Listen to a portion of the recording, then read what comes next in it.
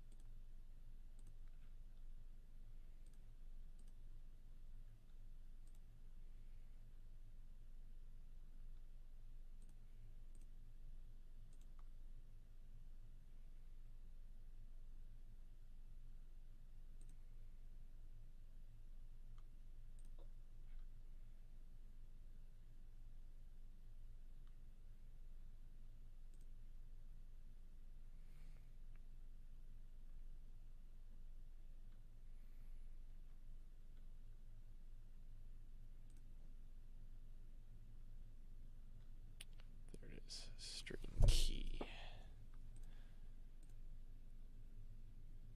What the? What the? What the? Okay.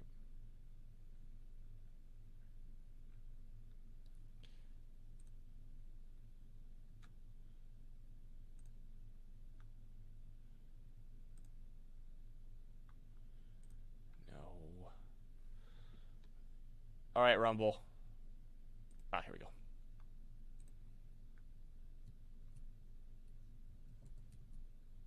That's the stream key.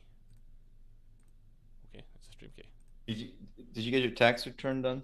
No, I'm still waiting on my corporate shit. I'm about to strangle somebody. I can't do my personal return until my corporate stuff's done. Well, I asked her for one change like 10 days ago to my personal return, and I guess she's letting it come down to the wire again. Well, the wire's over, isn't it? I thought tax day was like the 15th. It's tomorrow. Okay.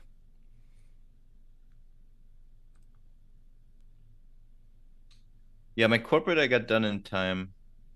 And my personal, I mean, I got everything done. I'm just waiting for one tiny change. Yeah. And she's MIA. All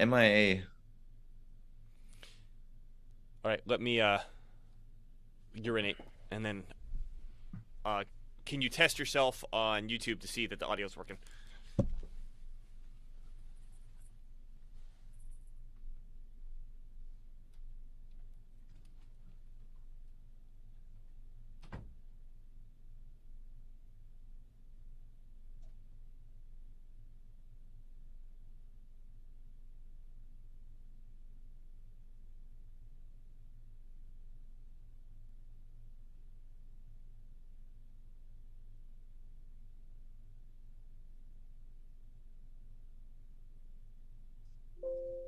Testing, testing, one, two, three.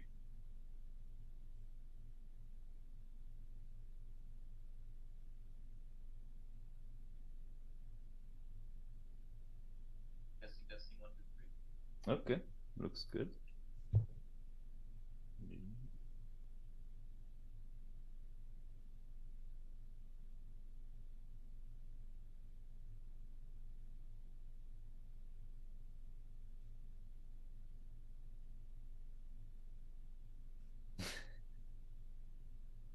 That's right. We'll do it live, Jesus.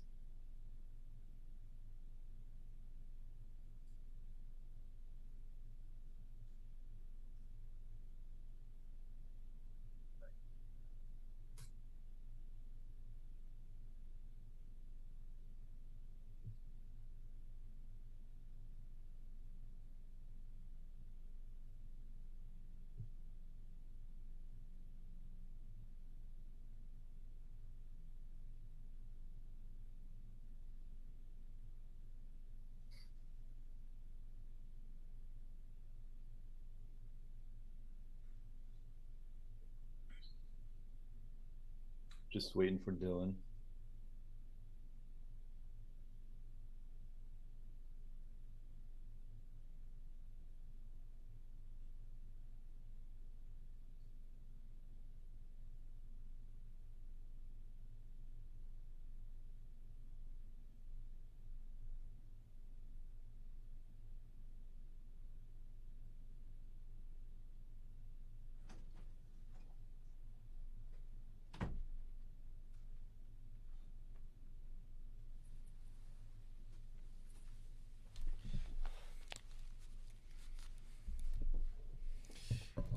Yowza. Hello. Hello. Did you hear Yeah, yourself on YouTube? yeah, sounds good. I And see we you already I see you responding to somebody, and I don't see his message. well, I see it says that Jesus will do it live. He said we'll do it live. Huh. I'm wondering why I'm not seeing it. In YouTube, you don't see it? No, I'm looking at Restream. I see it in YouTube. Restream's supposed to be picking up YouTube. Right. But restream only when you have it open already, right? I got it open. You had it open before he posted. Well, maybe you didn't have it open when he posted his message. Well, Jesus, if we don't respond to you, it's because I guess I can't get Restream to fucking work.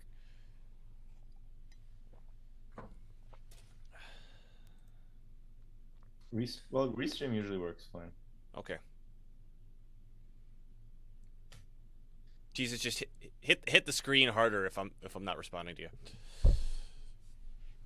Shout louder. Maybe we'll hear you in Washington. Well, between Washington and Florida, we'll hear something. Okay.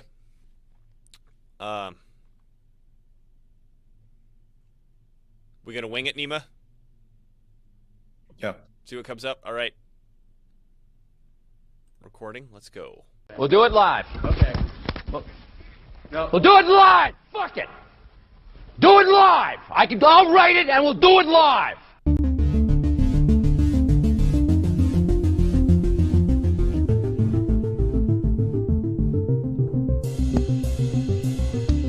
Hello, this is Dylan Moore and Nima Majur of Irida TV. We're coming to you the day before tax day. Nima and I were just discussing tax crap before we hit the record button, which is exciting for everybody, but somehow when we get into macroeconomics, I think we're able to make that exciting, Nima.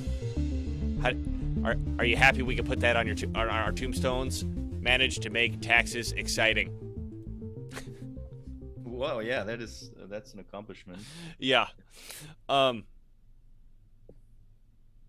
going on, Nima? What's on your mind? We got I mean, just for the specific date, it's April 17th. I always thought tax day was April 15th, but maybe that landed on a weekend, so it's delayed. It's delayed, yeah. So what's on Saturday? So what's on your mind, man? I got some stuff on my mind. I don't know. My mind is empty, I guess. Your mind is empty. I cleared it all out. I want to talk some philosophical, intellectual self-defense stuff.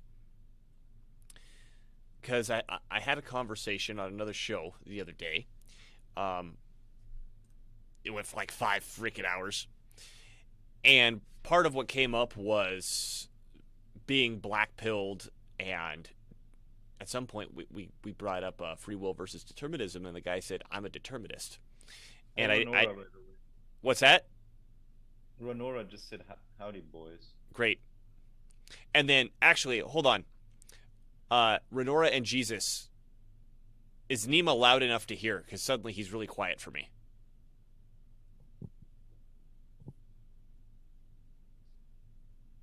I checked myself on YouTube and it sounded fine. Try talking directly at the microphone. Nima's trying out a new microphone. Yeah, old one, actually.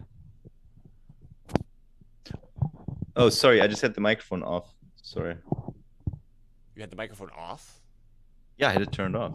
How was I hearing you at all then? Sounds great now. Okay, whatever. People in the chat. Maybe it auto switched to the computer mic. Interesting. People, let us know if you can't hear Nima or if some audio issue is up, because we hate doing entire shows and finding out after the fact we had an audio issue. Anyway, we were talking about being black-pilled. I was harping on the fact that I believe being black-pilled is simply a form of cowardice. Nima's checking the audio. That being black-pilled. Did you hear yourself just now? I did. Yes. So that's weird because I turned off the mic. So I hope that we're using the proper channels here. Yeah. Hey, people listening. Do we sound okay or not? So Renora said low compared to you, and then she said sounds good. Okay. Well, it was low, and then you turned your mic back on, so I think that fixed it. Right. Okay. So then the question is, how do I mute myself with this new microphone then? Do you need to mute yourself? Well, if I don't want to create a loop or whatever, sometimes I mute the mic so that I can check the audio on the stream, but whatever. You mute Zoom. Mute in Zoom. You could just click the microphone on Zoom. Just mute yourself that way. Anyway, getting back to it. I believe being black-pilled is a form of cowardice, and more specifically, I believe that if you want to really destroy somebody and expel no effort at doing it, you simply convince them that they can't defend themselves. You convince them that they can't win. And then even more importantly, you get them to convince more people that they can't win, and then you could just sit back in your armchair and be like, I won, and I didn't even fucking do anything, right? And when it comes to determinism, to say that I'm a determinist, and I don't want... I no way want to get into, like, how do we scientifically prove free will? And I want nothing to do with that conversation. What I want to point out is, if someone says they're deterministic or whatever, is without free will, without agency, there's no such thing as responsibility. Right? If a mountain has an avalanche and it kills somebody, we don't, like, charge the mountain with murder, because it's just stuff that happens. It's just physics, right? Whereas if a person chooses to kill somebody else, then we say, okay, you had the agency in doing this, so we're going to charge you with murder, for example. And to even belabor the point, if someone does something that's not negligent, and that completely accidentally, if I walk out of my office and I open the door and I smack somebody and they fall over and die and I didn't know they were there, like, that's not murder, right? Like, I'm not responsible for that because I didn't choose to do it. It was totally an accident. So there's this element of responsibility, which is kind of the most important element. And when people are arguing for determinism, they're doing two things. The first is they're trying to, if they actually believe it, right? I think most people don't actually believe this when they argue it, is they're trying to remove the responsibility from their own head.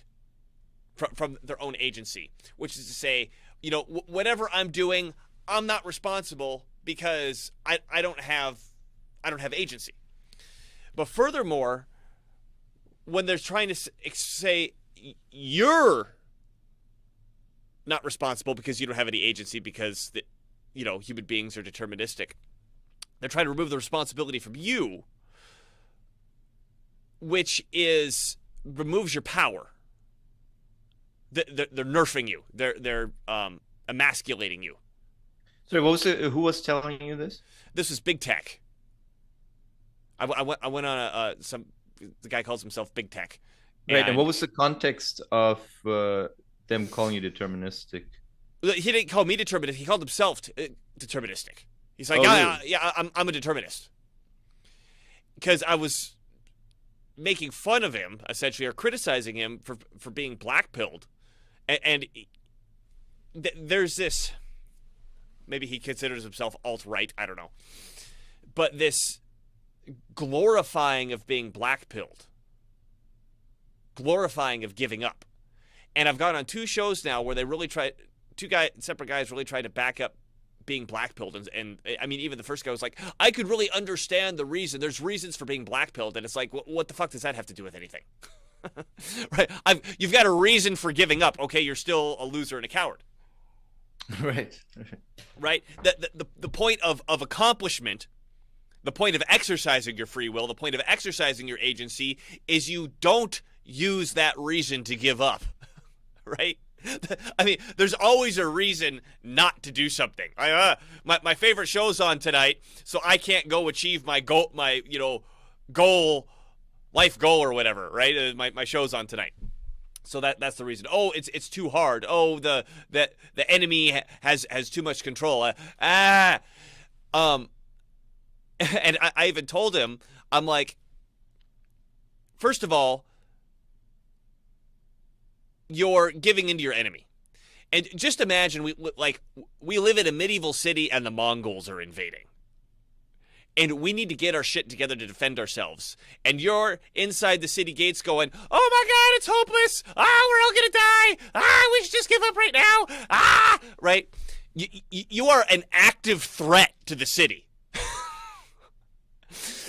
First, you're demoralizing. Second, you're not helping. And third, if you convince other people to have the same attitude, I mean, is it obvious that, or am I making it clear how this is an active threat to the defense of this metaphorical city? And it's in the interest of that city to shut that dude up, to make an example out of him, so we can defend ourselves. Yeah, there's actually a lack of that in the alternative media landscape. You're right. There's constant blackpilling and nobody telling the blackpillers to shut the fuck up. Yeah, and I guess we could bounce back and forth between blackpilling and determinism. But again, if someone is trying to convince you of determinism, I mean, first of all, it's just philosophically stupid. Anyone who's walked into any sort of real philosophy for 5 minutes knows this, is that if I say I'm a determinist and I'm trying to convince you of determinism, it's a self-defeating proposition. Well, right. It's right. Basically, so there's 2 possibilities. Determinism is true and it isn't true, right? So if determinism is true and I did not believe in determinism and I never will for my whole life, I disagree with it, then that's just what I was determined to do. So there's no agency, no responsibility. It's all good. But if it's not true, then I just happen to be right with my theory about how it's not true. So I can't be wrong in either scenario. In either of 2 scenarios, I can't be wrong, basically. Well, and then it compounds further because if I try to convince you, opposing determinism. Sorry. Oh, well. So I'm just saying, opposing determinism is basically an irrefutable position. Right. Well, and then proposing determinism is a self-defeating position because if things are deterministic, how can I convince you of anything? Well, unless you're not convincing, unless you're seriously just quiet and not trying to convince me of anything at all. Right. then there's probably also some performative contradiction, but at least it's not as glaring and obvious. Right. But yeah, the most ridiculous example is a determinist trying to convince you of the determinants being true. And let's talk about free will a little bit, because this is something that I keep coming on, is that I don't believe free will is like this on-off switch. I think it's more like a gradient, where we've got these bodies, and obviously there are deterministic properties to these bodies. Like your blood pressure is governed by the laws of physics, right? Your digestive system. Your digestive system, that sort of thing. We have these bodies, and then we exist in this universe which is deterministic. And there's this really weird thing that I've noticed, which is the more you believe in determinism, or the more you believe in free will, you've created a self-fulfilling prophecy. Yes. And to put it more clearly, the more you believe in determinism, the less powerful you become. Because now you're just this leaf in the wind that, oh, whatever just happens to me is just happening to me and I can't do anything about it. Whereas the more you believe in free will, the more you go, well, all this deterministic stuff is happening to me, but what do I have control over? What can I make choices to affect? And suddenly, your sphere of influence grows, which is another way of saying your power grows. And there's a fine line here, because at one level, you don't want to take responsibility for things like clearly you're not capable of controlling, right? Like, something's happening on Mars, that's my fault. That's kind of a stretch, right? But on the other hand, you could say, well, economic conditions are such and such. I'm unable to do what the boomers were able to do because economic conditions were such and such. Now, on one level, that's true. But on the other hand, if you say, okay, well, just for the sake of argument, I'm going to say that's my problem, not society's problem. Now that it's your problem, you can start to navigate it and come up with solutions for it. So the more and more stuff that you're able to say, I have agency to interact with this and to navigate in this, the more your sphere of power grows and gives you access to more stuff. Am I making any sense? Yeah, I think you are. I mean, the most, how do I put it? The most successful movements in history, they have been like the academics who've created this globalist control structure. They have really done a thorough survey of all the different groupings of society, all the different attitudes, all the mechanisms at work, and they're trying to manipulate outcomes. But they're doing this giant survey of everything that is involved in manipulating outcomes. So they are totally recognizing that they have agency and that they have power, but it takes studious effort and taking responsibility for your findings and refining and trying and improving your theories in order to actually get to manipulating outcomes at the end of the day. And on the polar opposite of that attitude is the sort of MAGA nationalist who has an outline of the perfect society, and as long as things don't go right where he wants things to go to that perfect society, then it's all hopeless. The liberal media has too much power, the globalists have too much power, and I can't affect any change. Well, yeah, because you're going into the whole thing with a very primitive. You've accepted the premise that you're powerless. You've accepted the deterministic aspect, and now you're powerless. and you're being very lazy because, like I said, like we just started reading this book here by Charles Merriam. Doesn't work. Systematic Politics, and arguably he's one of the major influencers of this whole technocratic structure. He came up with behavioral psychology. Yeah, behavioralism. He created behavioralism.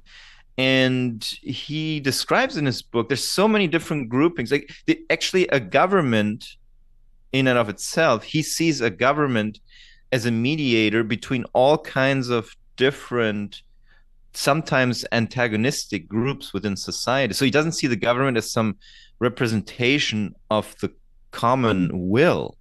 He looks at it in a very cold, very calculating, very realistic manner. And he writes that, well, the government is, first of all, it is managing all this chaos. Like you are above all of this chaos. I mean, he doesn't Chaos call and it quotes. chaos. Yeah. Okay.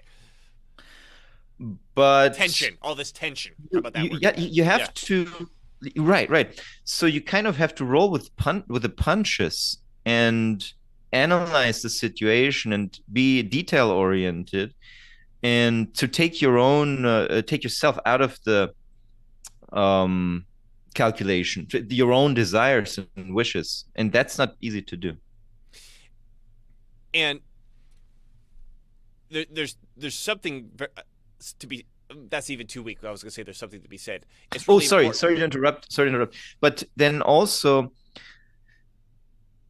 believe, like you just said, the more you make people believe in determinism, and more I think that is, deterministic they become. right. Yeah. So that's part of this control structure, right? The top-down controllers, they like us to believe in determinism because then we become more deterministic. So it's completely in their interest to teach determinism while they have free will, while they recognize that they have free will and they act like they have free will, but they just recognize that it takes a lot of effort and a lot of research to actually enact your free will upon society. And that makes me think, going back to what I said about free will being a gradient. I'm going to tangent and then come back to what you just said. So if you haven't heard of him, I think I mentioned him to you before, Nima. Wim Hof, he's called the Iceman, where he does these incredible cold feats, staying in ice water for 3 hours or whatever, and climbing mountains in his shorts, and that snowy mountains in his shorts and stuff like that. And he teaches people his technique. It has to do with breathing and a certain mindset and understanding at some level the what's going on in the body. And I've done it. I didn't learn from Wim Hof specifically, but I learned from a guy that was certified by Wim Hof here in Seattle. And it's this idea of, like, how do you go into a cold pool or an ice bath and, like, really just deal with it. Just accept the fact that you're cold and make your body okay with being cold. And that's not the right way to do it. I mean, what's actually happening is, like, your blood vessels are expanding on the outside of your skin, and you're developing a certain type of fat, which helps you keep warm and stuff like that. But Wim Hof has also shown that this can be used to control disease. So he and several students that he taught went to a hospital, I think in Europe, Netherlands or something, where him and the other students were intentionally infected with, like, some sort of flu, stomach bug that like makes you sick for 24 hours and then you get over it. And they get infected. They all did these breathing exercises, and none of them got sick. Zero. And I think even Wim Hof said, like, I had a slight headache, and then I was able to make it go away. And they interview this doctor who is, ejecting him and the one keeping the notes, and he's like, this is not in line with medical understanding at all whatsoever. This becomes very interesting, again, bringing this back to free will, because I mentioned before, okay, we live in these deterministic bodies, and I can't, control the physics of blood pressure. I might not be able to control the physics of blood pressure, but I can control my blood pressure. And before, there was this understanding of, we can't control these, the autonomic systems of the body, and here comes this guy going, oh yeah, I can, and I can show you how, and I can prove it. So, at some level, you have to say, I'm not interested in the facts. So someone could have went up to Wim Hof and said, no, you're wrong, because look at all these facts and all these medical journals, and now, all the doctors and the professionals and the experts, you can't do that. Well, I just did it. Fuck you. And I showed other people how to do it. So fuck you too. But also, it's not that you're not looking at all these facts. You're just like, well, there's a bunch of opinions, and I'm not interested. I have a different one. Yeah, I have a different one. So I'm not interested, and I'm just gonna go and attack it. I mean, I brought up the Mongols before. Let's say here's another Mongol example. So Genghis Khan, when he's a kid, like is abandoned by his tribe at one point with his mother to fend for themselves in like Mongolia, and he ends up becoming the greatest conqueror on the face of the planet. This kid, poor kid, probably making clothes out of like mouse skins stitched together because there's nothing else, is like, I'm gonna conquer motherfucking China, and he does. Right? Like, do you think Genghis Khan let the facts get in the way? Like, oh no, China's got this crazy army and the society that's bazillion years old and this. Oh man, you can't do it. He was like, no, I'm just gonna do it. Bam. So, I wonder if he had pronouns. Yeah, my pronouns are conquer and rape, and pillage. I have a third one just because fuck you. I'm the great Khan, and you can't tell me otherwise. So, my opinion is that our Illuminati overlords, they control these systems, and they subscribe to this behavioralist idea, which is to say, okay, all these humans are automatons. We're not, because we're some other species somehow. Fucking reptilians or aliens or whatever the reasoning is, they see themselves separate from us. They have free will, we don't. However, they control all these systems within our society. I mean, the educational system, the media system, the pharmacological system, the health system, this university, all these systems they control, which Banking system. On every level is about how do we make these people slaves to themselves. So they can't exercise their free will. Okay, I got you doped on drugs. You can't exercise your free will. From the very beginning, I've got control over what goes into your mind from the TV and the educational system that gets you to think in a certain way. So they're creating the behavioralist petri dish that they need for their theories to work. Right? And if human beings are on a gradient, and I brought up a thing about Wim Hof to say, okay, let's really push the other end of this gradient to say, I have free will over all this stuff that I didn't have free will over before, and I'm going to act if that's the case, and oh my God, it turned out I was true. You could push that into the gradient versus, I'm deterministic, I'm black-pilled, everybody else controls everything, I can't do anything.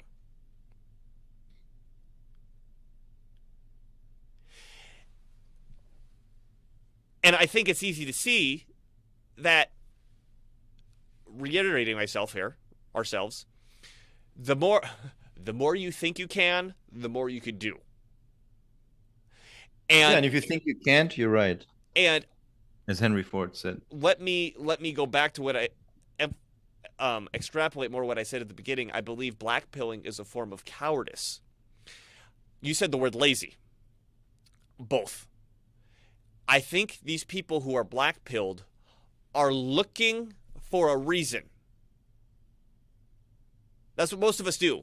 There's a thing we want to do and we look for a reason to support it. What they want to do is they want to be lazy and they don't want to act. Well, it's the same thing. And so they look for a reason that supports that. And furthermore, they look for a reason for you to support it, because if you don't support it and you go on and you're able to accomplish whatever you want to accomplish, you're proving them wrong. And they don't want to be proved wrong.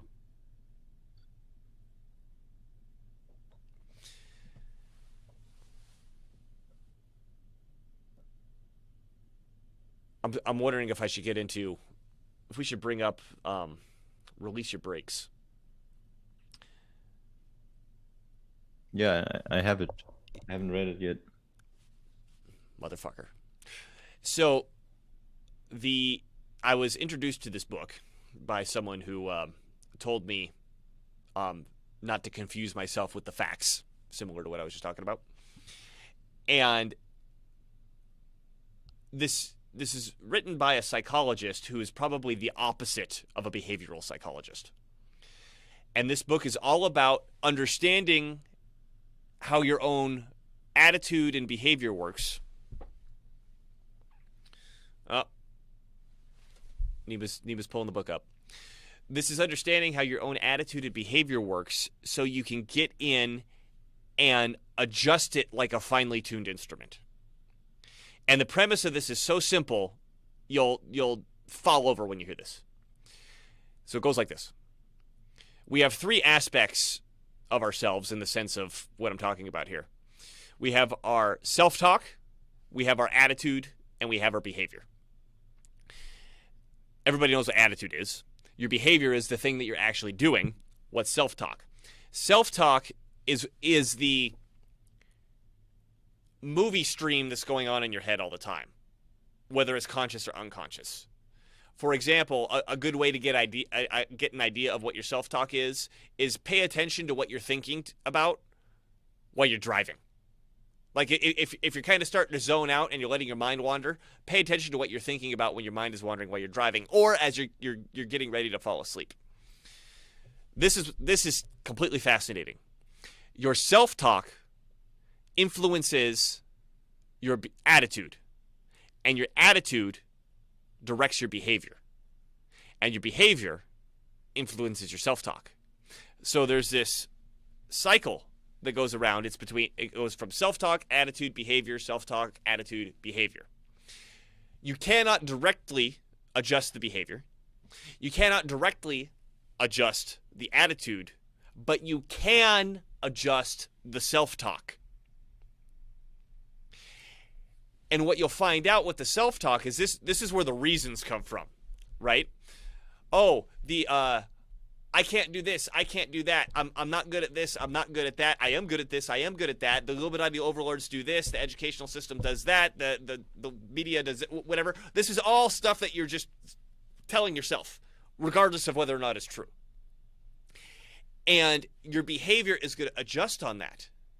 And what you'll find is if you try to self-talk yourself differently, let's say you've convinced yourself that you're bad at something, and you actually feel your attitude is humiliation that comes from that. I'm bad at school. I'm bad at taking tests. I'm bad at English. I'm bad at baseball. I'm bad whatever.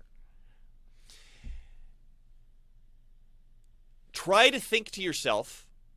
Just say the opposite. I'm good at baseball, right?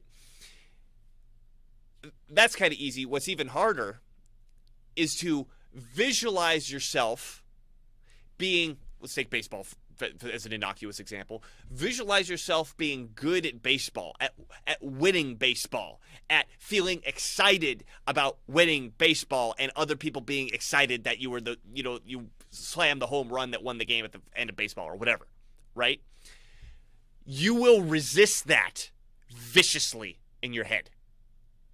If your self-talk is over here and you try to self-talk and visualize an actual experience based on that self-talk over here, your head will viciously resist it. And the way to reprogram yourself is to do it when your conscious mind is starting to go down. And the two best times to do this is right before you go to sleep and right before you wake up. Let me give a concrete example of how this just completely changed my ability to do something. So when I was putting my team together for the business acquisition stuff, one of the things I had to do was to convince an accounting firm and a law firm to wait to get paid when they work for me. So I'm going to acquire a business. I need you guys to do due diligence, and particularly for the lawyers to help set up the contracts and stuff. And I didn't tell them this. I'm not starting out with any money, so I want you to get paid out of the closing, when the bank moves all the money and stuff. And so even if that takes 6 months, I want you guys to wait to get paid. So I got to do this presentation to show that this guy's worth betting on. So I probably spoke to nearly 20 different accounting firms I presented to nearly 20 different accounting firms and nearly 20 different law firms. And I did the accounting firms first. And let me tell you, when you do a presentation to a large accounting firm for the first time, you feel like a fucking idiot. You're just like, are these guys ever going to believe me? Oh my God. And I did 3 or 4 presentations. And I said to myself, okay, because I was visualizing the humiliation I felt during these presentations, because it's one thing when they tell you no. The thing that that it's so humiliating. And when someone does this, you should learn how to tell them to fuck off. Is they tell you no, and they go to explain to you how everybody else is going to tell you no. And they want to sit you down and be like, okay, boy, let me tell you how this world works. This whole thing that you're doing, it ain't going to work with nobody. That's the speech they want to give you, right? And like, again, it's one thing to be told no. It's one thing. I mean, this is the demoralization that, I mean, it's totally in line with the free will and determinism that we're talking about. So I'm trying to visualize having a good experience, and I couldn't fucking do it. My mind wanted to do anything else other than visualize this good experience. I was thinking about it in the car, and I was like, oh my God, I'm never going to succeed if this is what's going on in my mind. So I did the recipe that the book describes how to do. And I said, okay, before I go to sleep, I'm going to visualize myself having a good experience, telling myself I'm going to have a great presentation and feel good about it, experience. It wasn't the next day. I think it took me maybe 3 days of doing that. And on that day, I remember I woke up, I'm taking a shower, and in my mind, while I'm in the shower, I'm visualizing myself kicking ass at a presentation. And I was like, I literally couldn't do this 2 days ago. Like, I tried to think about it, and my brain would not even let me think about this 2 days ago. And now I'm visualizing kicking ass. Well, guess what? I kicked ass. I got an accounting firm to wait to get paid until I closed on the deal. So it's almost terrifying. Not so much your ability to do whatever the thing is, but when you realize how much your own self-talk is controlling what you're doing, or after you realize how much your self-talk is controlling what you're doing, and then you realize what your self-talk is.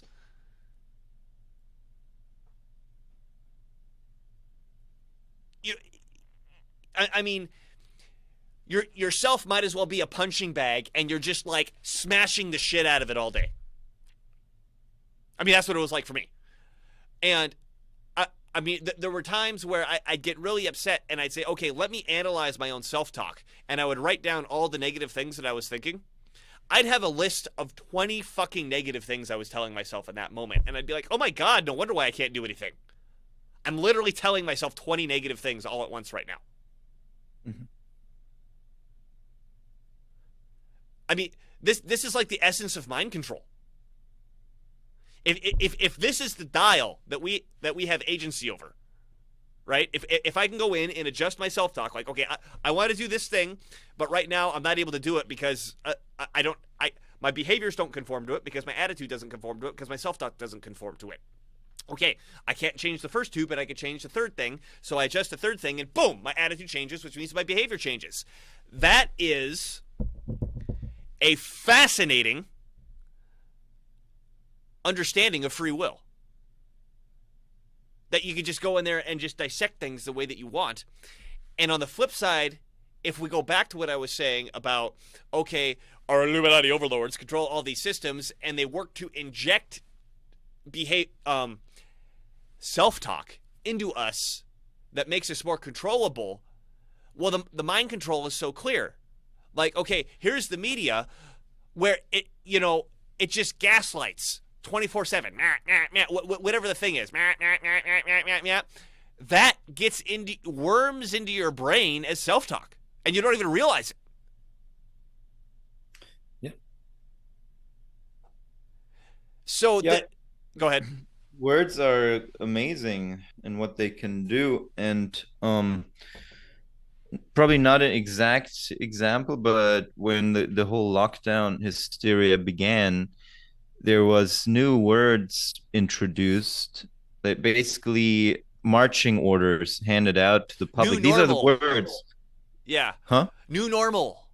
Misinformation. These are the words that you're going to be using now, and everyone else is using them, and so it's becoming a new thing. You have to use words like wear a mask and the new normal and the 7-day incidence rate of so-and-so and the R naught and blah, blah, all these words that are basically just word games. They're not things. They're not things that you can point at, right? Ooh, there's the COVID virus is Cases are going up. around. Cases are up. Cases are Cases. up. Cases are up. Cases, Just yeah. cases are up. And then in your mind, you don't even Cases. realize you're thinking it. Cases are up. Cases are up. So I better put this mask on. Yeah. you have a bunch of people telling you, scaring you about a thing that you cannot see, that I cannot see, that they cannot see, that nobody can see, but they're telling you with very definitive language exactly how you need to act based on this invisible thing that literally nobody can see, nobody can point at. And it becomes, I guess, because then people start using these words, right? Oh, the transmissibility, and the cases are up, and this and that, and so their attitude then changes based on the self-talk that they've just been taught to inculcate. And then guess what? At the end of the day, the outcomes, the behaviors, everything, the whole society It's becomes controllable. Yeah, it becomes deterministic. Yeah. Acting like a mental patient, and yes, very deterministic. Well, and then it also shines light on, if you talk to somebody who's digested the self-talk and has incorporated it, why you can't talk to them. Because their self-talk has been controlled, and if you're contradicting their self-talk, just like when I was in the car trying to visualize myself having a successful presentation, and my it was painful. But my mind wanted to do anything else. Think of anything fucking else except this. If you're going against somebody's self-talk, like, that's the reaction that they're having. Like, this is so effective on both sides. Whether you control somebody or you control yourself.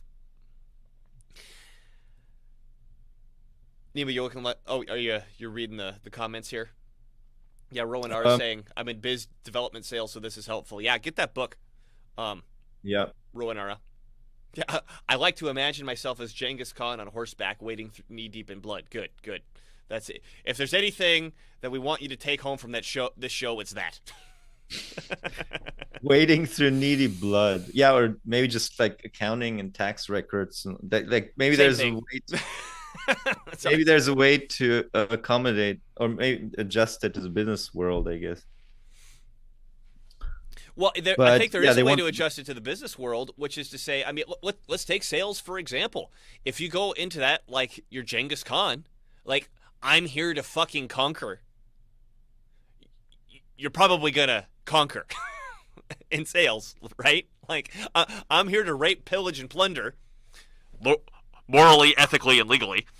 But you're probably going to be more successful, right? I mean, if you're having a sales discussion, right, or you're trying to sell somebody, and your attitude is, I'm going to eat this guy for breakfast. I mean, obviously not literally. You can't pound somebody into the sand and have a successful sale. But again, if your attitude is like, I'm here to do it. I mean, first of all, that helps sales, because one of the important things of sales is they want to see your good attitude. They want to feel good about the thing that they purchased. And so if you have a good attitude and you have a lot of energy, they want to get part of your energy. So if you bring that energy to the table, it's going to help you sell. But I mean, if you go into it thinking, oh my God, this is so hard, I don't know who's going to buy this thing, well then, again, it's not so much that it's a self-fulfilling prophecy. Like, it's not like you're creating the reality. It's that you're going to adjust your behavior based on that self-talk.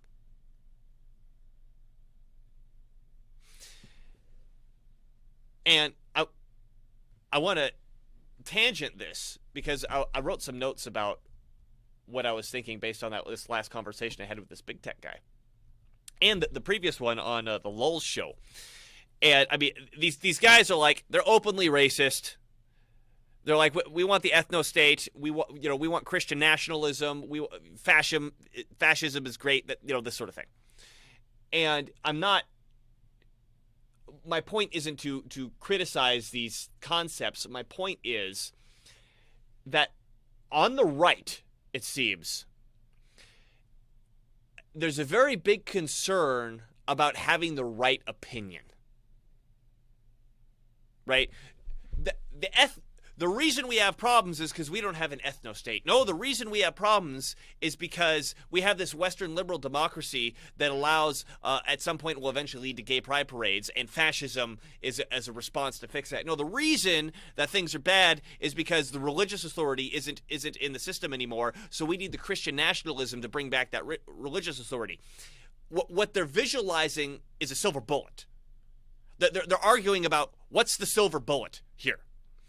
And again, I'm not saying, I'm not trying to say, okay, all systems are equal and, you know, they're all equally bad or they're all equally good. I'm not saying that at all. I'm not critiquing these individual things on their merits or flaws.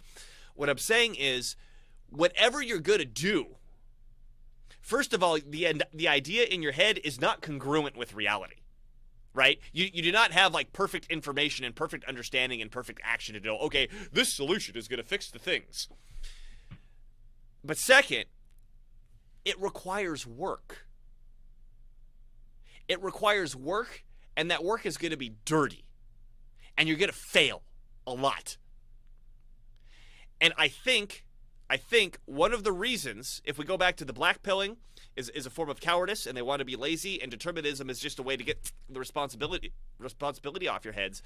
If they can create this thing where you can say, okay, the perfect solution is X, and anybody who fights with X is obviously bad, and they're not interested in the perfect solution. Well, nobody's supporting my perfect solution, so I'm blackpilled.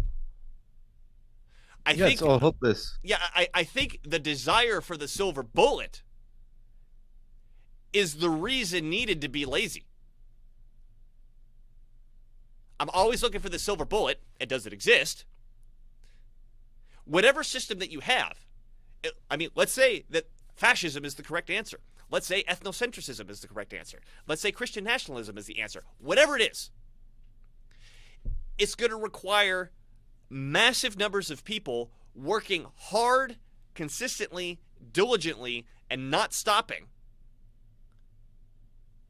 Because no matter what system that you set up, I mean, we talked about this ad nauseum from Carol Quigley, Evolution of Civilization. The instrument is going to institutionalize. It's going to happen. So the way around that is understanding that this process, it's natural, but it's not deterministic because we have free will. So whatever we do, we've got to get into the nitty gritty and figure it out. I mean, this is, you know, I'm finding more and more that I talk to these guys, when I start bringing up concepts of CSG, they do not get it at all. They do not get it at all when I start talking about CSG. And when I start bringing up examples of like massive successes that individuals at CSG have had. One of the examples that I brought up was Cole Christensen, the representative of North Dakota, who we've interviewed here a couple times, got mask mandates banned by law in North Dakota by him acting by himself as one representative. And he's like, well, who fucking cares that mask mandates are you know, that's not going to save us. And I'm like, motherfucker, you're missing the point. The point is, this is what one person was able to do. One fucking person. Yeah, here's Nima's pulled up the interview. The interview was not about the mask mandates. Some interviews were about the crazy number of things that he's doing as one person in the House of Representatives to get things passed in the state of North Dakota. The thing here was, the show here was about making sure that North Dakota never ever gives human rights to AI, which is a thing that's being pushed by the Illuminati overlords right now. So you give examples of like, here's an individual who rejects determinism and says, I'm going to ignore the facts and go forth and change something, manages a massive success.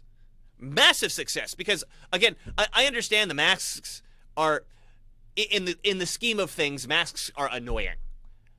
Like, in the scheme of things, the COVID vaccines are deadly. Oh, wait, shit, we're on YouTube. I'm sorry. In the grand scheme of things, COVID vaccines are the most amazing drug that has ever hit the planet. I'm sorry, YouTube. I had a brain seizure spasm thing. I said the opposite of what I actually meant. You didn't get your booster. Sorry. Yeah, I haven't got my booster yet. I apologize. for breaking the religious edict. So, but the masks are more of an annoyance. But how much effort was put all around the country of all these people like, I'm protesting masks, I'm protesting masks, I'm protesting masks, and it did nothing. It did fucking nothing. And here's one guy who's like, yeah, I got it. Boom. Now it's law. They can't do it anymore. I mean, what a profound example of someone taking agency onto themselves. I'm sorry. I just realized my computer's not charging.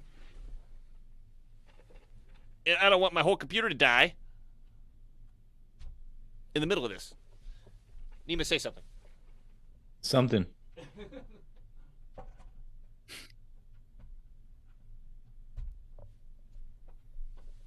That work? So Ronora's saying, imagine if Christians brought back the Jubilee year. That would be truly based. Yeah, let's talk about that once I figure this power situation out. Uh-oh. Uh-oh. We're gonna have a dead computer here soon. Here, Nima, just tap dance while I figure this out. I'm gonna mute myself.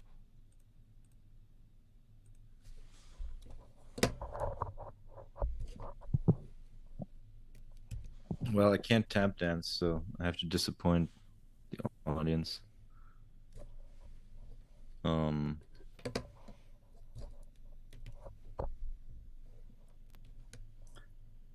We're talking about free will versus determinism, and Dylan's deterministic computer just decided to. No, I guess he's back now. Got it. Yay. I got it. What the hell was I talking about? The Jubilee. Oh, yeah. Yes, I agree. Okay, so I guess we're going to move on to money. Although, I guess to tangentialize ourselves into that area, student debt, what a perfect example of enforcing determinism to make your behavioral psychology work. Right? Like, child is born, goes through school system from age fucking 3 or 5 or whatever, right? Is told his whole life, you need to go to college. You need to go to college. You need to go to college. This is your way to success. This is your way to happiness. This is the way to get what you want. You have to go to college. No one will love you ever if you don't go to college. Don't go. Yeah, but whatever. Turns 18.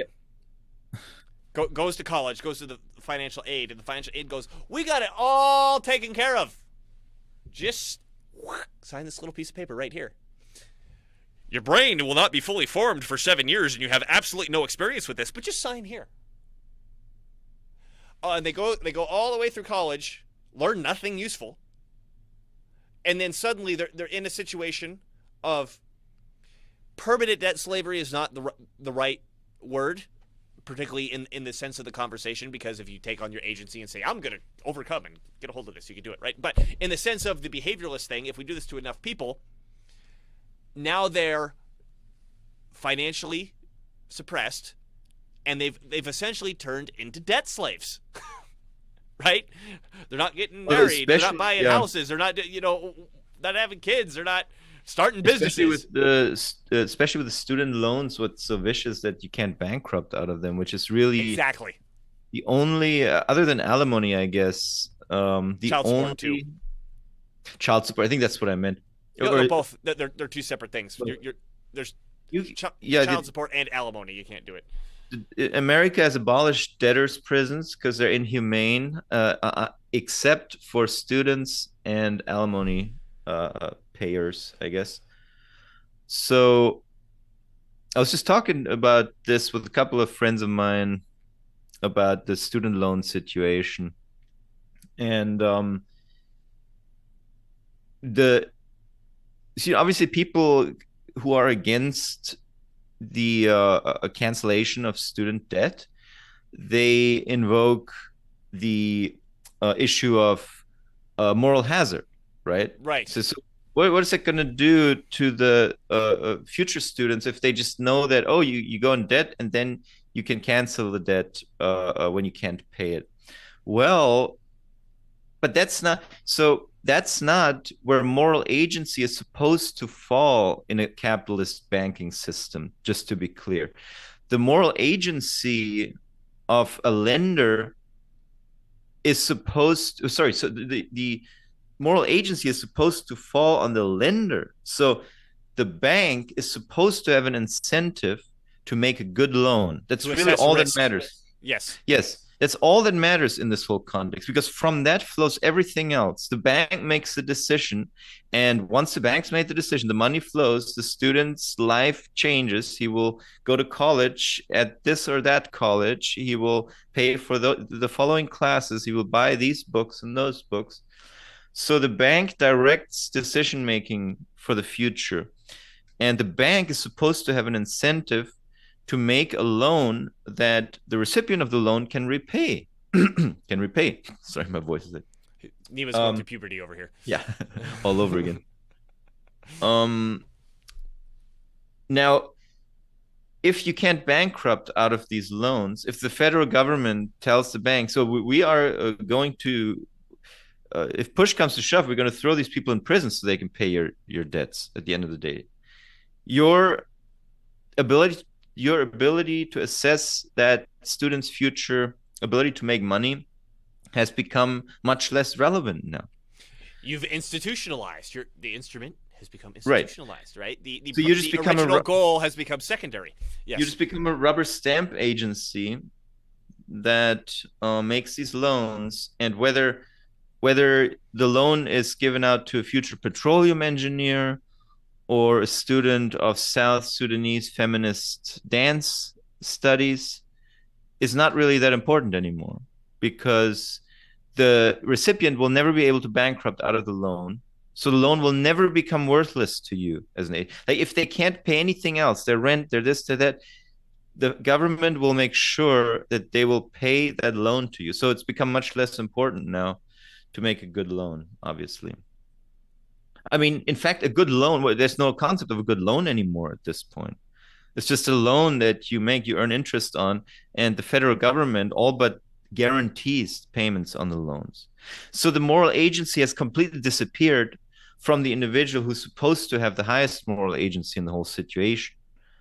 So there's no need to lecture about moral agency in this whole conversation at all, because it's gone to begin with. But it does not have to fall on the student, right? The student is an idiot at that point.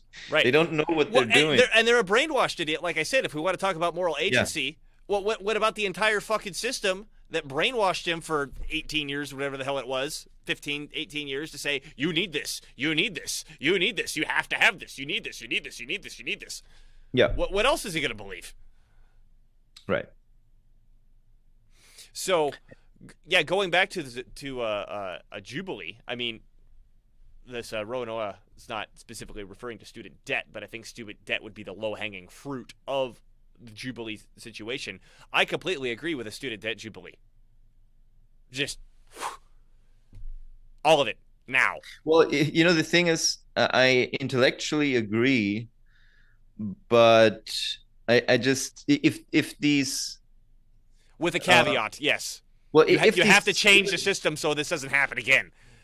also, if these students weren't so self-important and entitled, I would have a much easier time agreeing with the student Jubilee. I can't look past the arrogance and the self-importance of these people. That's just my emotional hang-up. Yeah, and so so we just got to get over emotional hang-up hang-ups. Yeah, that a lot of people are going to have, unfortunately, on account of these students' own behavior. So congratulations, students. Your behavior is making people absolutely detest the idea of a student loan forgiveness, cancellation, Jubilee, whatever you want to call it.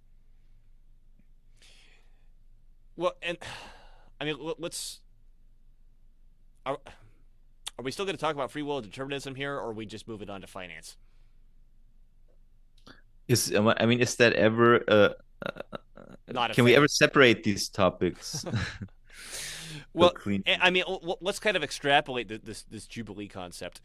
Is one of the things that MMT understanding has really given me, and reading through Dr. E. Michael Jones' book on capitalism, he has, or on the history of capitalism as a conflict between labor and usury. He's not an MMTer, but this has helped me understand this, is that when you've got a society that imposes a tax,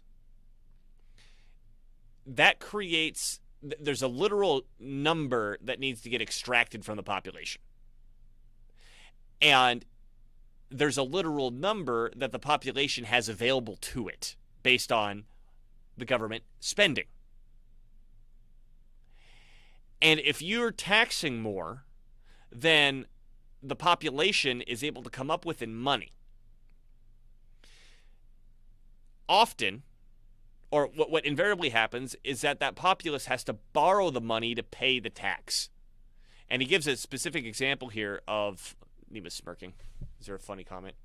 Well, Ronora said, I blame Augustine. So I would like to hear more about that. What does Saint Augustine have to do with the Jubilee? I would really like to hear that. We're still operating on a Roman death law. Ronora, expand on Augustine. We're not sure what you're talking about there. But if we have to go into debt in order to pay the tax, this is completely predatory from a systemic view. I mean, we can say, okay, here are individual actors doing this or that, but from so he was against the forgiveness of debts, she says. Well, he debates with you got to derail me here. Pelagian with Pelagius, right? There's certain debts that should and shouldn't be forgiven, right? For example, commercial debt is a completely different animal. Like if I go in debt to start a business, that's a completely different animal from personal debt or student debt or something like that. And original sin. Yeah, well, it's my understanding that the Jubilees from Mesopotamia, they didn't apply to commercial debt. They only applied to personal debt.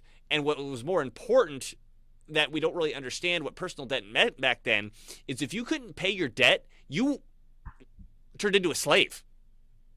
Well, they did apply to agrarian debts as well. So I believe those were commercial, because when there was a bad harvest, it was like bad weather or whatever. I think they would consider a cancellation of that debt too under Mesopotamia. When I say commercial, I think business to business as opposed to like business to peasant. Mm-hmm.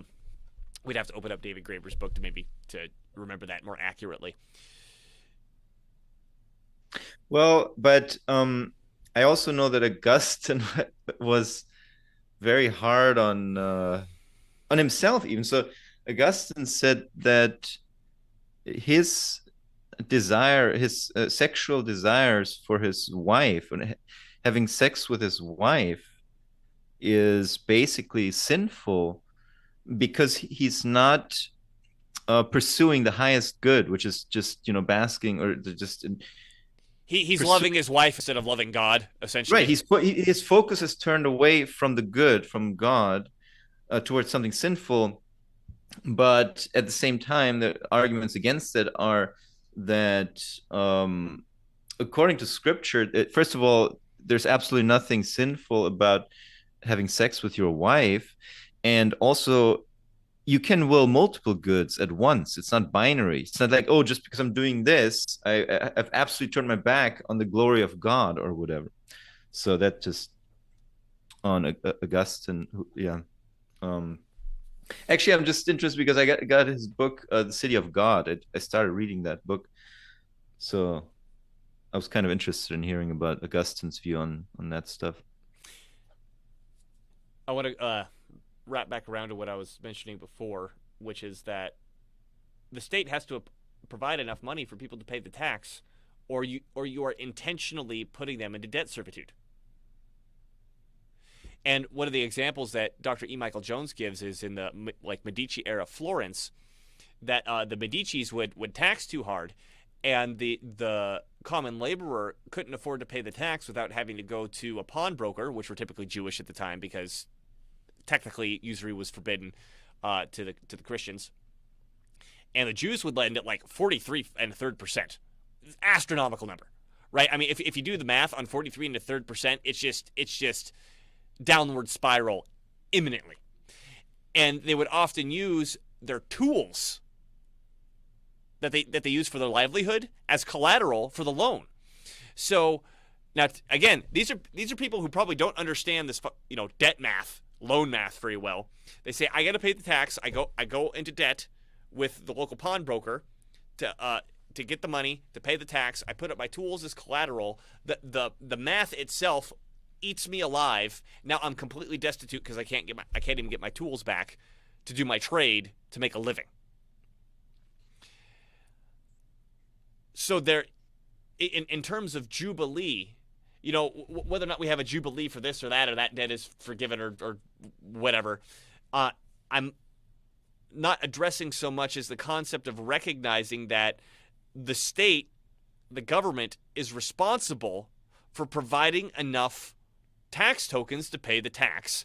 And if it doesn't, we automatically go into slavery, debt slavery, which in the modern form actually turns into austerity because, as we've discussed multiple times on the show, particularly for the United States, there have been 7 crashes, not including the COVID fiasco. There have been 7 crashes, economic crashes in United States history, and every single one of them was preceded by either an attempt or a success at balancing the national budget or reducing the deficit and running a surplus. Even more so, yeah. I mean, not just balancing, but in most cases, outright running a surplus. Yeah. Running a surplus, right? Which the government running a surplus means the private sector runs a deficit. So once the private sector runs a deficit, now remember, we have 2 forms of money creation. We have the government creates it directly, or the banking system creates it.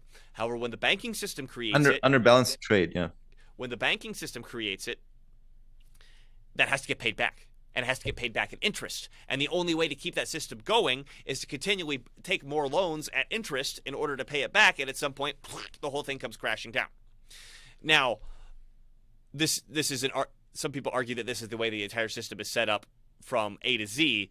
We argue that it's from B to Z, because A is the government, and the government can supply the private sector net savings, which can supply enough for people to do this. And maybe that's a good system, maybe it's not. But the system is designed where it can work if the right buttons are pushed at the federal government level, right? Yeah, Mosler's law, there's no fiscal adjustment. Sorry, what's Mosler's law? There's no financial crisis that cannot be solved via fiscal adjustment from the federal government. Right. So yeah, I think Jubilee, whatever the modern form of that might look like, is really important because throughout history, and I mean, you brought up the agrarian situation of the peasants in Mesopotamia and the weather. So I'm going to connect this with late 1800s America. You pointed out that the Jubilee was often required in ancient Mesopotamia because all these peasants would take loans to grow their crops. They get a year of bad weather, bam, they can't pay the load back, and then massive swaths of the population would get enslaved to the point where it was a regular problem for these Mesopotamian kings, which is why they had to have these jubilees. And they never were able to solve the problem in terms of the math. Yeah, right? I guess, it's like they wouldn't even care if society could still at least somewhat function. Right, yeah, they don't care about the slaves. It's just like, it's so disruptive. Yeah. They're like, okay, I guess we're going to have to do Jubilee. Yeah. Right. I'm going to fast forward. Dr. E. Michael Jones talks about this in his book in the chapter called The Crime of 73. This is 1873, where I believe a gold standard was passed again that lasted until 1933, if I remember correctly. Which, by the way, was one of those budget balancing exercises that caused a depression, if I remember correctly. Yes, I did look that up. So he was, in this chapter, he was actually focused on the agrarian impact because he pointed out that in order for agriculture to be effective in a money economy, you need the supply of credit or money needs to expand and contract with the way that the farmers need it, because at the beginning of the season, you need to expand the credit so they can buy the seed, because they're not going to cash out until the end of summer or fall. Yeah, there's the book Barren Metal.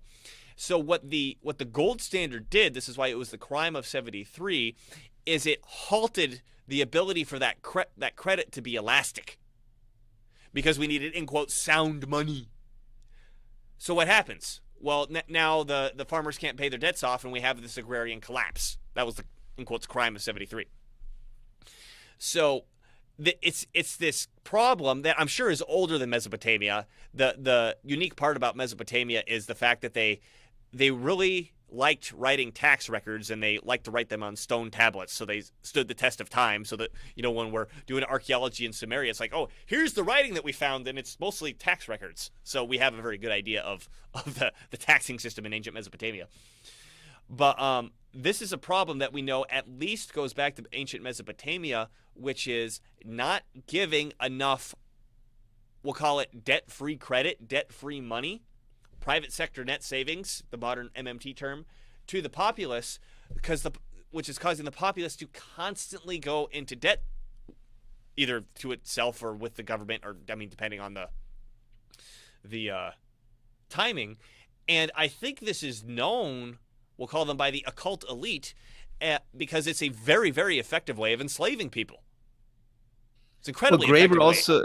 Graeber also writes about this being a universal phenomenon throughout history, that moving from the farm into the city, into the vicious city, and then you end up going in debt and turning to a slave. You know, that seemed to be a thing for centuries, if not for thousands of years. Well, I think even in ancient Greece, like, you would intentionally enslave yourself. You would sell yourself into slavery to get into the city, to hopefully get with a good family, with, you know, crossing your fingers that you work hard enough that they set you free at some point in the future. Right? It was that bad. So, and, you know, another example comes to mind. I don't remember which Mesopotamian king this was, but we've joked about this on the show before, where there was a Mesopotamian king that decided that the neighboring king actually had his land for 200 years or 500 years or whatever, and then he came up with a rent payment, and then had his, I'm sure, court wizards or whatever do the interest math, the compound interest math on what he actually owed, and it turned into some, like, just astronomically ridiculous number. I guess if you said it in modern terms, it's like, Canada owes us $500 quadrillion. Just, you know, some amount of money that's just so ludicrous that it's unfathomable. And he used that as a pretext to invade. Like, hey, you owe me money for this last 500 years or whatever of rent that you haven't paid me interest on. It's the first example ever of compound interest in history, apparently. It is? Oh, I don't remember that. I didn't remember that part. So, usury, and I'm using that term vaguely, because when the modern concept of usury, I don't believe, is the same as this ancient concept of usury, because there were bankruptcy laws in the past. The rates were intentionally more aggressive, right? I mean, there's a big difference between 43 and a third percent and 5. Well, yeah, and having bankruptcy, you could almost say that there is a form of jubilee, I guess. You know, yes. It's like ability to bankrupt. Is it some sort of way? It's kind of it's like Jubilee Light, I guess. Yeah. Fuck, I lost my train of thought. Yeah, yes, okay. Talking about that usury, the elite understand that this is a way of getting slaves. This is totally a way of getting slaves. And if we misunderstand the money system, I mean, go back to this free will versus determinism thing. If we have an incorrect understanding of the monetary system, of the fiscal system, or of how debt works, we'll never get ourselves out from underneath it. We'll always be a slave to whoever knows how to push that button the right way. And I actually want to use that as a tangent to the next thing, unless you got some more comment. Well, the irony is that a lot of politicians, and a lot of them on the right, they embrace those shackles of austerity oftentimes, right? So without even noticing, they perpetuate the debt slavery system. What I want to tangentialize is I want to stick on debt slavery. but I want to differentiate. So let's bring the free will and determinism back into the conversation again. I want to differentiate between, okay, here's the system, and here's how it's bad, and here's how it's good, and all that stuff. Here's you. How are you acting within that system? And I'm even going to tie this back into the educational system, right? So when I was 17, I got my first car payment. And I remember it was like the most horrendous feeling that I ever had. So I wasn't able to buy the car because I couldn't do it because I was 17. My mom bought the car, and I was making the payments on the car. And my first thought was, why would I ever intentionally do this? And this also happened to be the year when I was 17. I was in my math class where we were learning about interest rates.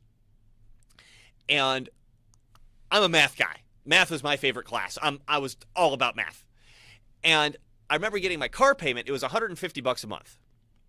And I think my interest rate was 9% at the 9, somewhere in that range. And so I get my car payment. It said, $150, $50 is interest, and $100 is principal. And I remember looking at that going, how the fuck is that 9%? I'm like, that's like 33%. And I remember the formulas that we went over. We went over the simple interest formula, we went over the compound interest formula, and we went over the compounding continuously interest formula. And with those 3 formulas, I could not make sense of that car payment. Could not make sense of it at all. And it wasn't until I started taking some financial literacy classes fucking 10 years later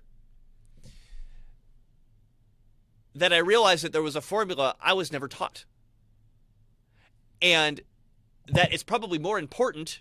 The simple interest formula is pretty important, but the compounding formula and the compounding continuously formula, I mean, unless you're like investing in stocks and stuff, you could probably go your whole life without even using those. And even then, you just use the rule of 72 and you say, okay, close enough.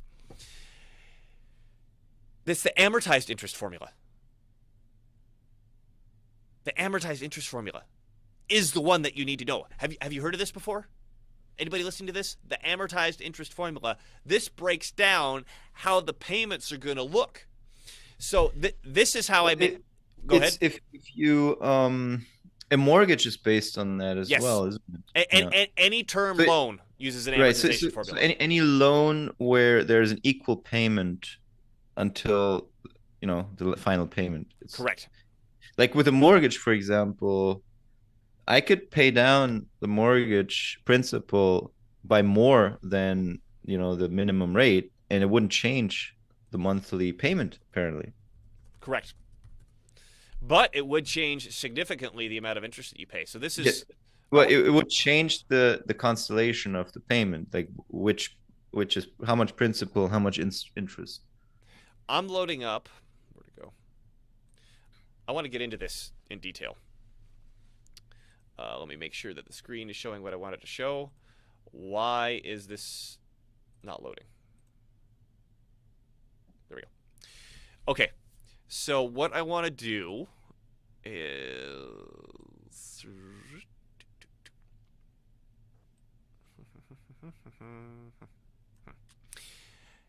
This... Is everybody seeing what I want them to see? No. Do you see anything, Nima? Yeah, I see it. Okay, for some reason...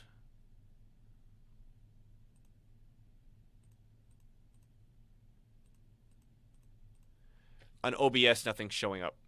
Okay, so instead of troubleshooting this, Nima, can you open up Carl's mortgage calculator with a K?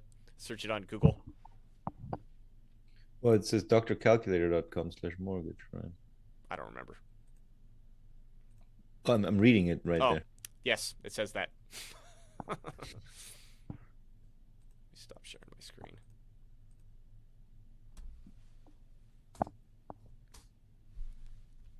Okay, let's let's stick with 100,000 because that makes it gives us some easy numbers to work with. So I'm bringing this up because I want to show, okay, here's the evil of the system versus you shooting yourself in the dick with it. I had never, in my math class learning about interest rates, I had never seen this before. This is an amortization graph. So Nima's got all these parameters set up here. We've got a $100,000 loan at 5% interest for 30 years. And it spits out this graph. There's numbers here on the side that says, okay, you got a principal of $100,000, interest at 5%. It spits out a payment of $536 a month. And that if you pay this throughout the life of the loan over 30 years, you'll end up paying $93,000 in interest on that $100,000 loan. First and foremost, did you know that? Like, for most mortgages, when you stretch this out to 30 years, the interest grows a lot, even if the interest rate is pretty low. So if you look at this graph that Nima's got pulled up here, this is called an amortization graph. The red represents interest, the blue represents principal. And people, I guess, kind of intuitively know this. When you get a loan, the interest is loaded up to the front. But what people don't know is the extent to which that is the case. This is why I couldn't make sense of my car payment. Why I'm like, okay, it's 9%. Why is my payment have 33% interest? If you click on monthly, can you click on monthly, Nima? It's top right above property. So this is how the payments break down at the beginning. So if there's this $536 payment, $416 of that $536 payment goes to interest for the first payment. And it slowly, and $120 goes to principal, and you can see it slowly goes where 50 cents a month moves from interest to principal on the payment. So in terms of the literal money coming out of your pocket, roughly 80% of it is going to interest, and 20% of it is going to principal, even though it's a 5% interest rate. This is fucked up. Now, this is the, in quotes, oppression of the system that we have to work with. Now, here's the oppression of yourself. Because most people, first and foremost, are concerned about the payment, right? I want to buy a house. My income allows me to afford $536 a month. Can I get the house for $536? Done. That's most people's number one concern. Second concern is they want a good interest rate. But this is what's interesting, is that if we go, let's say, 4 years into this loan, Nima, can you click and drag that yellow dot and move it to 2027?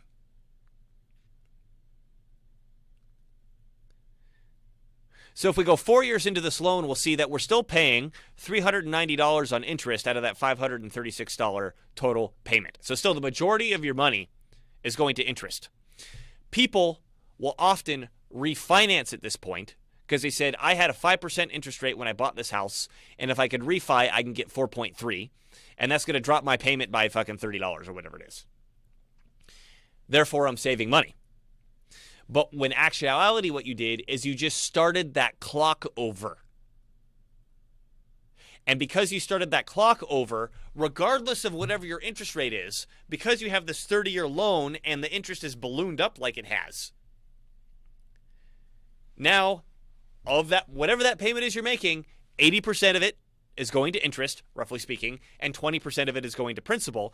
And so while you're getting your house and you're refinancing all your life, thinking you got a better interest rate, and you're like, oh yeah, wrap up your credit cards, because your credit cards, they're at like 18% interest or whatever, and you can wrap it up and only pay 4% interest. That's all fucking smoke and mirrors. What's actually happening here is the age of the loan has become the primary factor here.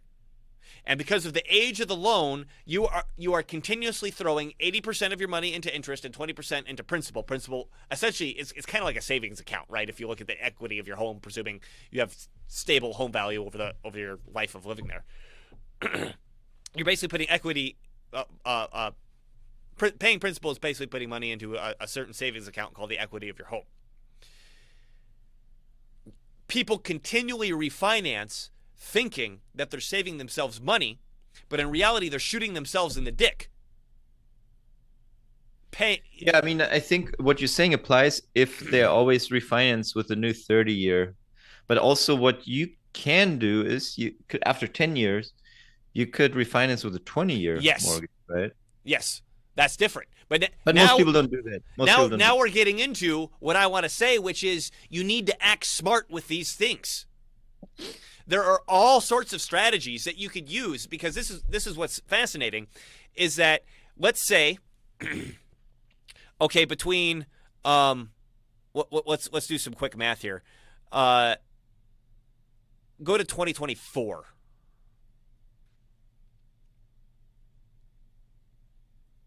So there's about if we're paying about let's say $25 a month in principal. Let me get a calculator out here. $125 a month times 12 means roughly $1,500 gets paid to principal over the course of this year.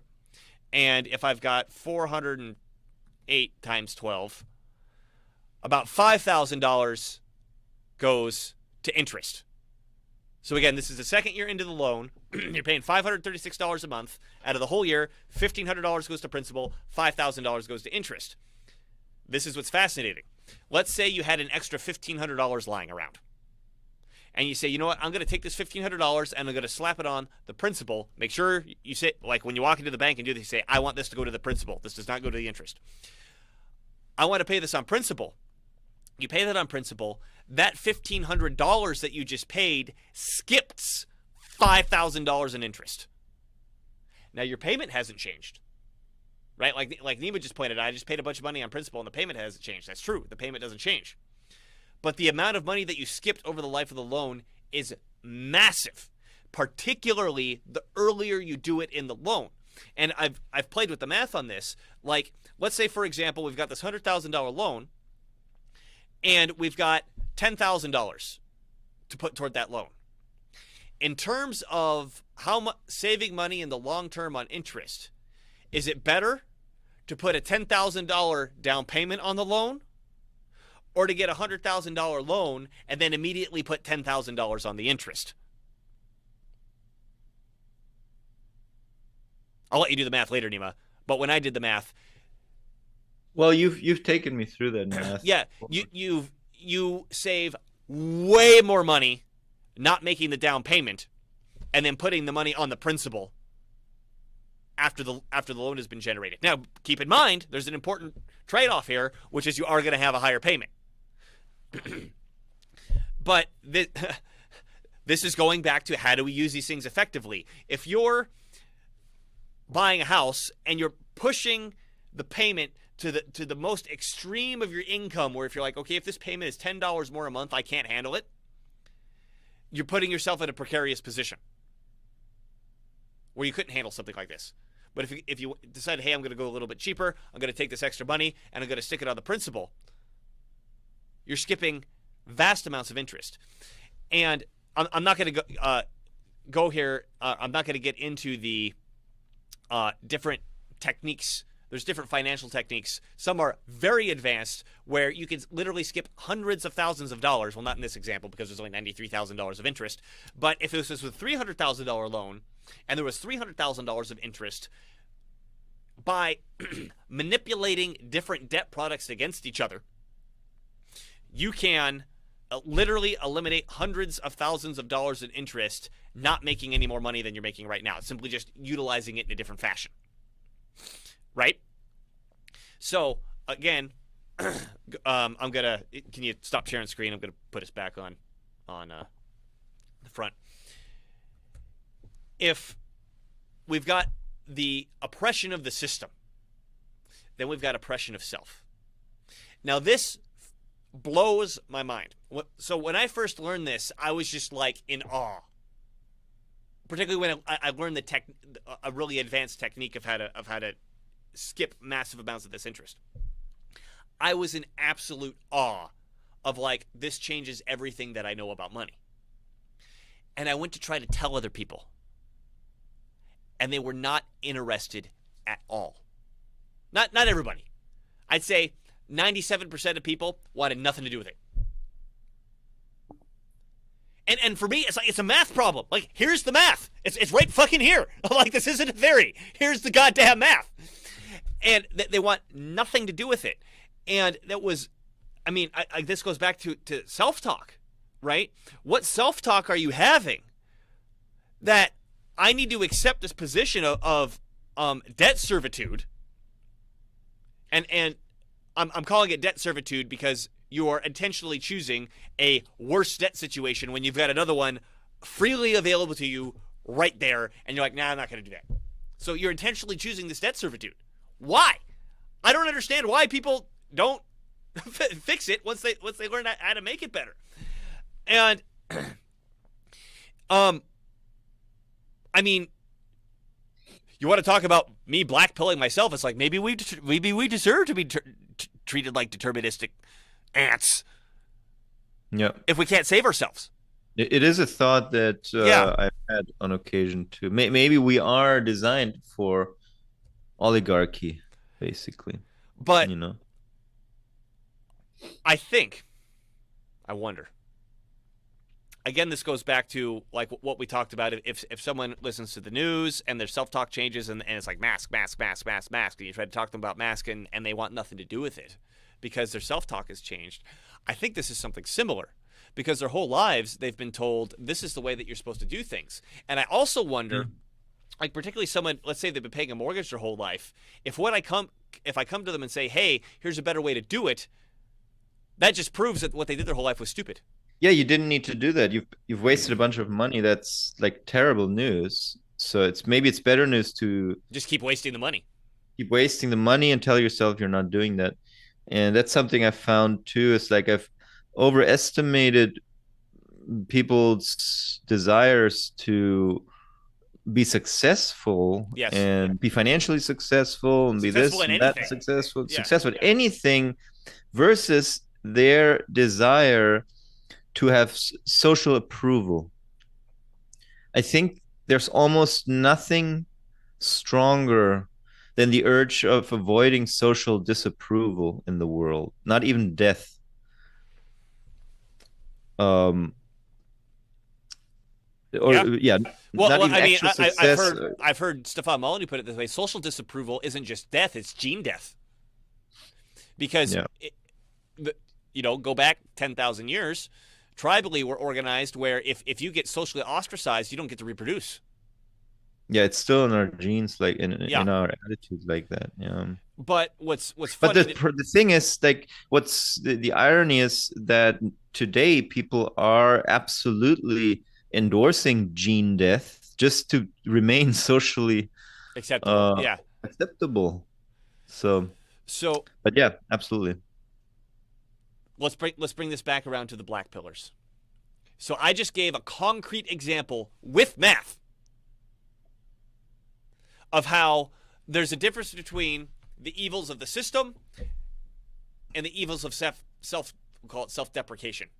You hurting yourself, maybe intentionally might not be the right word. No, I think it's the right word because if I offer you knowledge and you reject it, then you're intentionally hurting yourself. Well, like if I say, here's medicine to fix yourself, and you're like, no, fuck you. Yeah, you are intentionally hurting yourself. Is that I want to be black-pilled because that is my excuse for being lazy. And if I admit my own agency that I am able to be successful within a system that, to some degree is set up to make you not successful, now I'm responsible for acting on that knowledge. That's terrible. I don't want that responsibility, so I would rather die than accept the responsibility of making my situation better. What is bizarre, though, is that a lot of people choose to then not die and just continue to meander through this slog of pain. I was being hyperbolic when I said die. I know, but I'm just saying it would almost make more sense to just, okay, then just take the easy way out and relieve yourself of this burden. But they don't. They go through this struggle in life, and they continue on until their dying days. Let's relate this to good and evil. So I think my opinion is that one of the prime tools of evil, well, we already talked about, getting someone to get black-pilled. That's one prime tool. Another prime tool of evil is to convince people who are good that power is intrinsically evil. If I'm evil and I want all the power and I don't want competitors and you're good and I come to you and I say, hey, look at what all these evil people do with power. It's the power that makes them evil. So you, good person, if you try to get power, that's going to make you evil. And you're like, oh shit, I don't want to be evil. So yeah, look at all these examples of all these people who've turned evil with this power. I'm going to step back because I don't want to get dirty. I don't want to get my toes dirty in the mud by acquiring power because that'll taint me and turn me evil. Well, I just destroyed my competition right at the beginning. The same way you blackpill somebody. So my opinion is that if someone is good and has the capability of acting out goodness through their actions, and actions are in some way, in some fashion, a way of saying power, right? If me and Nima are able to get on the show right now and communicate with a certain number of people, that's power that we exercise through our actions. If I have the capability of acquiring power to do good, and I choose not to, it may be too strong for me to say that's evil, but I feel like it is. I feel like you're showing cowardice, and you're showing cowardice because it's convenient, because no external person can prove otherwise. No one can. I can't prove, Nima, that you could be doing better than you are now, right? Only you know that. And at some level, this is kind of like a conversation between you and God, right? God knows. And I mean, there's this thing, when you die and go to heaven, what are you going to tell St. Peter when you're at the gate, right? It's like, well, I followed all the commandments. I did really good. All these things. I was perfect. I obeyed all the rules, but you could have been stronger. You could have been more powerful, and you could have helped other people be good and fought effectively against evil, and you chose not to. I'm St. Peter. What am I supposed to do with this, dude? Right? Yeah, you check these nominal boxes on being good, but your cowardice prevented you from really being good. And I think one of the things is, let's make fun of libertarians now, or even anarchists. We call ourselves anarchists, so let's make fun of some anarchists, particularly ANCAPs. Is that because government is by definition evil because it has a monopoly on the initiation of the use of force? If you contribute or you participate in government, you are now committing evil because you are initiating the use of force, which violates the NAP. That's so fucking retarded. Yeah, talk about putting yourself in an impossible position. Yeah, it's so fucking retarded because all you're doing is you're standing back and saying, okay, I am potentially good, but I'm not going to participate. So the only people left to participate are the most evil motherfuckers that are going to go for it, and I'm not going to fight back. This is self-defense principle. Like, this is consistent with the anarchist idea. Like, you get in to participate because when it comes to the real world and making real change, whatever the fuck is going on in your head is not what you're going to meet out in reality. You're going to get dirty. Like, you're going to fail. Like, I went for it to do good and I fucked up and something bad happened. Yes, that's going to happen. You'll never get a clean slate, basically. Right? I mean, you have to have the courage to go forward saying, I intend to do good, but I understand I might make a mistake, and that mistake might be bad.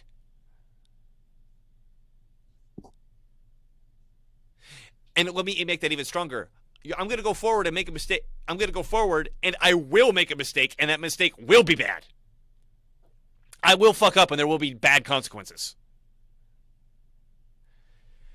when you realize that it's not a obstacle.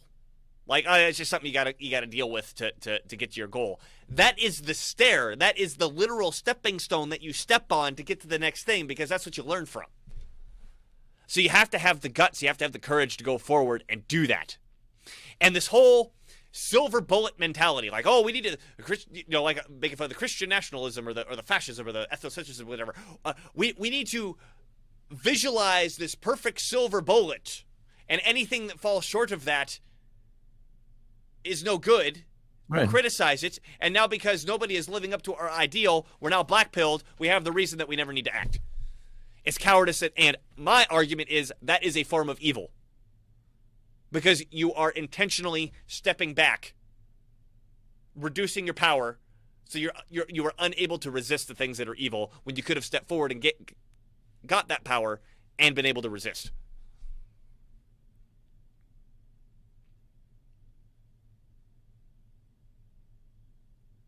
Period. Semicolon. No, just kidding. Yeah, you have to fall on your face. You have to be willing to fall on your face many times and be okay with it. And I think that is an attitude thing. So I guess that goes back to self-talk. So you have to fix your self-talk. And also your experience. I mean, maybe you just have to get punched in the face a couple of times, honestly, you know. Yeah. Maybe you have to experience adversity and the goodness on the other side of adversity in order to even see any value, any viability in the quest for good. Yeah. In life, in the world. And I think another important thing is recognizing that you are not God. And again, let's take Christian nationalism, for example. Let's say that is the silver bullet, just for the sake of argument.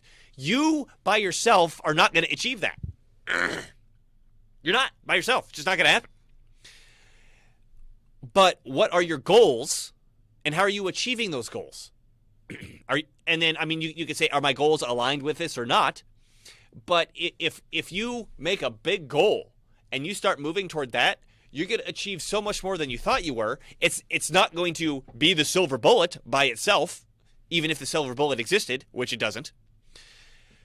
But if you start doing that and you start exercising new power, the impact that you're going to have is so beyond your wildest dreams, you don't even know.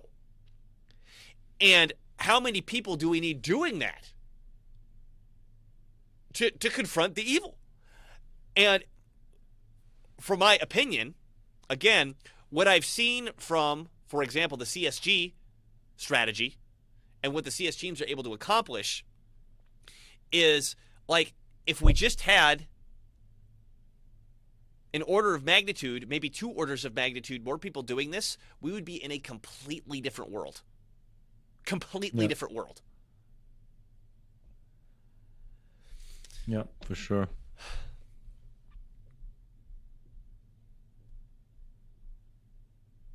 We're running a while, Nima. I do have something on my mind that correlates to this, but keep going. Yeah, or well, yeah, I think this is good stopping spot. Enough content for one show. Yeah. I wanted to talk about goals, but we'll leave that for another conversation. So yeah, moral of our story here. We're not just saying don't be black-pilled. We're saying if you're black-pilled, I think you're a loser and a coward, and you're an enemy to all the people who want to help fix our situation. Loser. No, just kidding. Yeah, no, not just kidding. You are a fucking loser. If you're black-pilled. If you are black-pilled and you're really convinced that that's what you need to do, shut the fuck up and go be black-pilled on your own somewhere else. If you're a determinist, if you try to come by me spouting determinism, I view you as my enemy. You are someone who's trying to take power away from me. Because, as we explained, by accepting determinism, I just become this leaf in the wind. Oh, and I don't have control over everything. Versus when I say I have agency, suddenly I'm able to attract more power. Right? Someone selling you determinism is trying to make you weak. Remember that. It's an attack on you. So deal with it like someone who's attacking you. And also, they're contradicting themselves when they try to sell you on an idea. Right. As determinists. That's just one of the ways to punch him back in the nose. Oh, yeah? And the book, if you read it and if you do what the book says, like there's 2 steps here. You got to read the book and do what the book says. Release your brakes. It'll change your fucking life. It will change your fucking life. Oh, Nima's pulling it up again. There it is. James Newman. This is the opposite of Charles Merriam. This is the opposite of behavioral psychology. He's a psychologist that says, here's how you exercise the agency within yourself. He gives you practical, like, do this specifically. He gives you the exact steps of what you need to do. And it's simple to understand. He goes, I broke down the concept, that the self-talk, the attitude, and the behavior, but he goes into more about how to really get in there with like a surgical knife and start changing things within your own personality. I'm dead fucking serious. It works. So get that book, read it, do what it says, and you may find that if you ignore the black pillars, if you ignore the determinists, that suddenly you are achieving much more than you thought you ever could achieve. And if more of us start achieving much more than we thought we ever could achieve, maybe the world might start looking a little bit different. Amen. Might not be a silver bullet, but I bet it'll look a little bit more different in a positive direction. Cool. Well, this has been Dylan Moore and Nima Majur of Irida TV. Go forth and have free will, and check us out. Use that free will to head over to irida.tv. Check us out there. Please follow us and interact with us on the media of your choice. We have all different media. We don't ask you for a goddamn dime on this show. So please help us out by getting our word out. Thanks for watching, and we'll see you next time.